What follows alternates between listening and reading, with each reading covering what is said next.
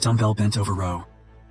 As you can see what we're doing here, I'm starting with a hinge, and I'm making sure that my knees are bent, and that my back is nice and flat, so I'm making sure that there's no curvature in my back at all.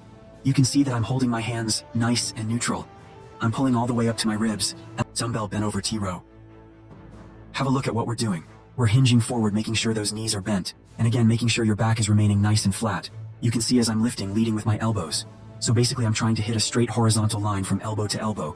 At the top of this exercise, I'm squeezing with my rhomboids, and I'm squeezing with my posterior deltoid, the back of my shoulders. Dumbbell rotating, bent over row. So have a look at what I'm doing. I'm hinging forward, making sure my knees are bent, and also making sure my back is nice and flat as well. You can see I drop down my palms towards me as I come up.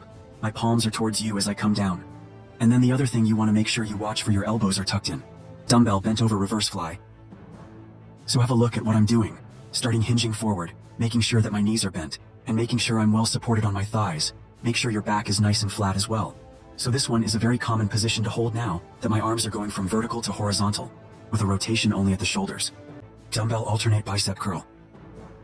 You can see I'm doing these alternately now. Very important that my feet are at shoulder width, and that my knees are slightly bent. There's no hips movement. You can see my hands are starting neutral beside me, and they turn face up as I hit that curl.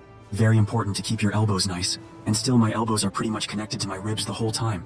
Dumbbell bicep hammer curl. Now you can see that I'm doing them together. But if you want to alternate, then that's okay as well. Make sure that your feet are shoulder width, knees are slightly bent, and make sure that you're not using your hips to assist. We're going to keep our hips nice, and still your hands start in front of your thighs. Dumbbell concentration curl. So you can see that my elbow is inside of my thigh, and it's nicely supported. The other thing you notice is there's no rotation of the wrist as the dumbbell is coming up. It's facing me and it's dropping back down, supported by my thigh. We can use our other hand on our hip to keep it out of the way, but if you need some assistance, we can always help with the opposite hand, especially towards the end of your set, when you start to get tired to get through that set. Dumbbell goblet squat. Set up, holding the top head and our elbows supporting the bottom head. Now you can see that our feet are parallel in shoulder width. When we come up, the knees are remaining soft. We're not locking those knees out. Your toes are pointing forward, and when you drop down, I want your elbows to touch your thighs. Make sure that you're getting deep enough into those goblet squats.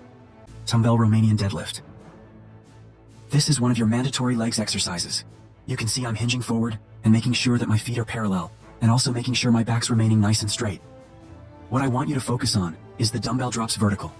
It is your butt that's pushing back and getting out of the way. The dumbbell sumo squat.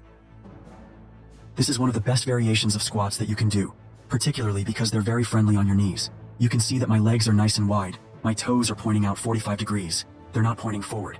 And when I'm at the bottom of the exercise, my shin bones are parallel,